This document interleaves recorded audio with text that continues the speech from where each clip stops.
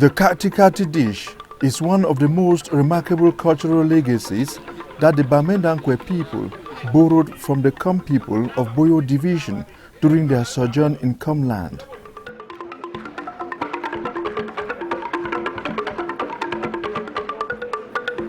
The Mendankwe people stayed in Kam for a long time and fraternized with the Kam people to the point that they had a common culture of warfare and of rituals.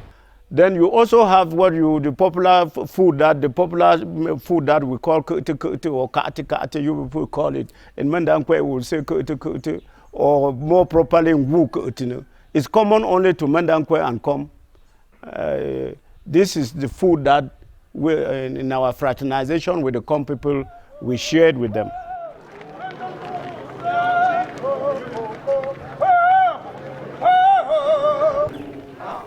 Over the years, the Mendankwes have maintained almost all the traditional rites, rituals, rules or taboos associated with the preparation, sharing and eating of a Kah'Ti dish. When elders sit down, they want to eat fowl. According to our tradition, they bring the fowl live and it's presented to the eldest person in the gathering. And if there's a prince, it's presented to the prince. Then the elder person who receives the fowl have three things to examine. One, are the fowls matured enough to be eaten? Two, are they in good health? Three, can the fowl, after roasting and cutting, will be enough for every person seated? That is, you look around the population sitting to eat. If it will not be enough, you say that they should add the fowl. If there's no fowl to be added, they should add it. They will say give a dry one in the tradition. The dry means that you can give some money, a token, to be the addition of the fowl. And when it is seen, it doesn't go away from the eyes of the elders. The chicken is roasted in their presence in the fire. Why? Because if they allow you go and roast it somewhere else, you can go and keep the live fowl and maybe pick a dead chicken and roast and come and give them, or take a sick chicken and roast and come and give them. So you roast the chicken in their presence. And during the roasting, some offenses can be committed. If you commit any offense, you only pay it with one fowl. You are not supposed to sit on a chair to roast the fowl. And when you're roasting, the fowl should not shake in your hand. If it shakes in your hand, it's another offense. You pay with the fowl. So you have to roast it until it dies.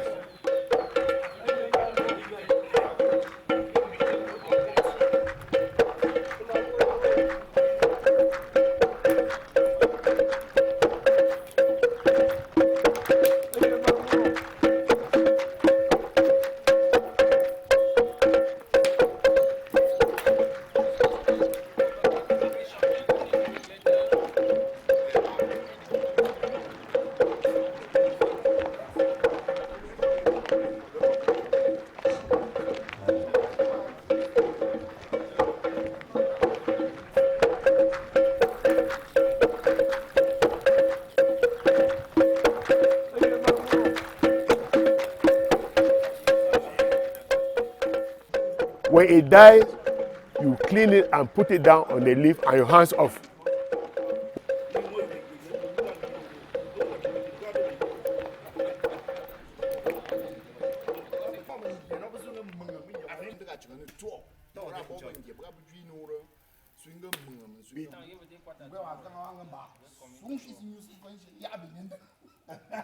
When your hands off, the elders now appoint a different person to come and cut the fowl. When the person comes to cut the fowl, they put water to show that we're practicing hygiene. They put water, he washes his hands in public. Every person is seeing, he washes his hand, then he starts and he cuts the fowl. He chunks it into small pieces,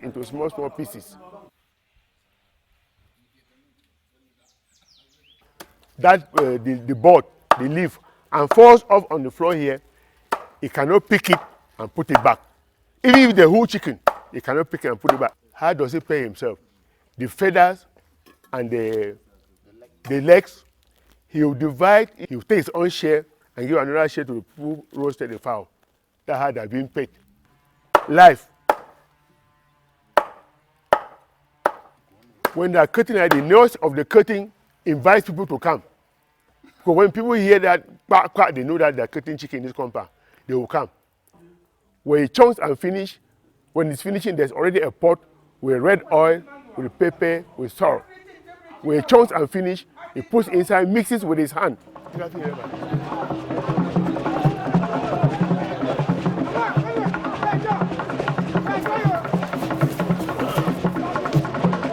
When he mixes, he gives it to the other person to test, or to a prince, if a prince is present, to test and confirm that salt is okay.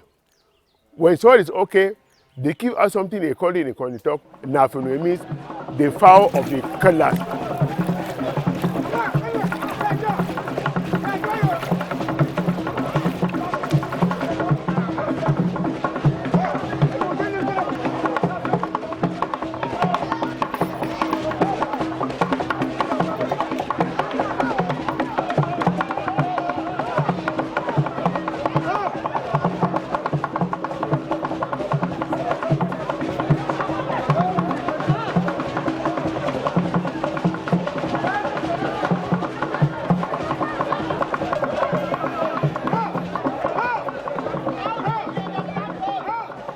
It was your cutlass there, they took to cut the fowl. They take a small piece with your cutlass and go and give back your cutlass to you. They take back your cutlass with the cutting fees, which is a small piece of fowl. Then from there, they give out the gizzard to the other person, to a prince. Then the prince will share the gizzard by the side. Give this side, give this side, give this side.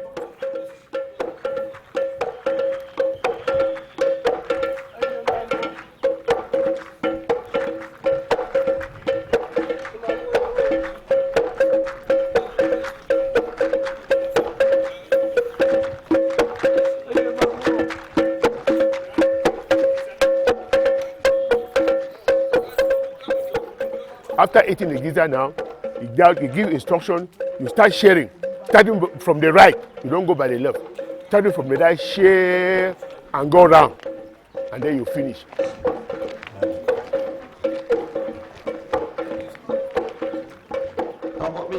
After sharing, if the fufu corn, somebody is sharing fufu corn and following, so that they will eat with it. It is organized in a way that every person must eat. If you are sharing, we take it with the leaf. You don't take it with a plate, with warm leaves.